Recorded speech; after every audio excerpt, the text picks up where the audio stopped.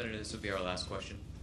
And I apologize, I have a plane to catch. We're always running, but we're going to be back a lot. We're literally going to be here about every other day between now and 5 weeks, over the next 5 weeks. So, not here particularly, but here in the state.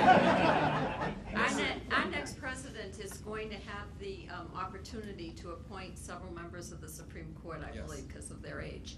I know that you're pro-life, and you're against abortion, even in the case of rape and incest.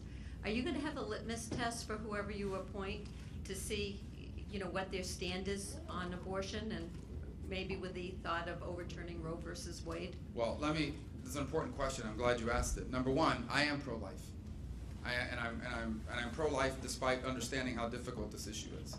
And it's difficult because, number one, it involves real people and difficult situations and difficult decisions one needs to make. Number two, because it involves two competing rights. There is the right of every American to control what to do with their bodies, and this is a real right. And it is in conflict with the right of every human being to live. Because without life, there can be no liberty and there can be no pursuit of happiness. So you have two competing rights, the right to live and the right to control your body, and they're in conflict with one another when it comes to abortion. And so as a policymaker, I have to choose which one of these two rights takes precedence. And I have decided that the right to life takes precedence. I have erred on that side. If I'm going to make a mistake, it'll be on the right for life. And I don't think it's a mistake. And I respect people that disagree with me, because when you apply that principle to a real story, to a 15-year-old girl who's pregnant and scared, and she knows the father of that child is never going to be around, and she has her whole future ahead of her, that's hard. It's difficult. And I know people that have faced that circumstance. And I'm not saying this is an easy issue, but ultimately you have to make a decision where you are. You talked about the exceptions. It is true, I do not require exceptions to support it, but I have supported bills that have exceptions. I do support an exception for the life of the mother because I'm pro-life. And as far as exceptions are concerned, I have supported bills that have exceptions. I will support anything that saves lives. So we have a bill right now working its way through Congress that would ban abortion after 20 weeks. That's a 70% issue in America. 70% of Americans believe, okay, fine, even if you're pro-choice, at some point abortions have to be illegal. I mean, it can't be legal on the day before your due date. It can't be legal once a child is viable outside the womb. And so and that law has exceptions, and I've supported it. As president, I would sign a law that has that, because I'm in favor of saving as many lives as we can.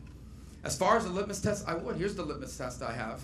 Do you believe the Constitution is a living and breathing document, or do you believe the Constitution should be applied as originally constructed? If you believe that the Constitution is a living and breathing document that can be manipulated to reach whatever policy outcome you want, I will never appoint you to be a judge at any level of the federal government.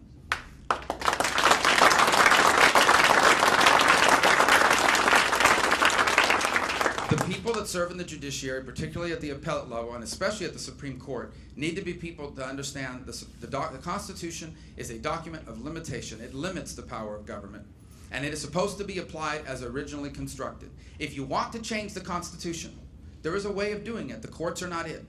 If you want to change the Constitution, you can have an Article 5 convention. You can get Congress to pursue it. There's an amendment process, and we can have that debate in a free society. But what we have today is different. What we have today are judges that are deciding, this is the outcome that I want. This is what I'm in favor of. And so I'm going to creatively figure out a way to interpret the Constitution to reach the outcome that I want. As far as specific cases are concerned, no nominee, no serious nominee to the bench will ever tell you how they will rule on a particular and specific case. And so nor would we ask them. But I will tell you that whoever I appoint needs to be someone that will apply the Constitution as originally constructed. That will be my litmus test. A strict constructionist, not someone who's going to go around trying to find loopholes or how to manipulate the Constitution. This is the most important governing document in our country and in the history of the world.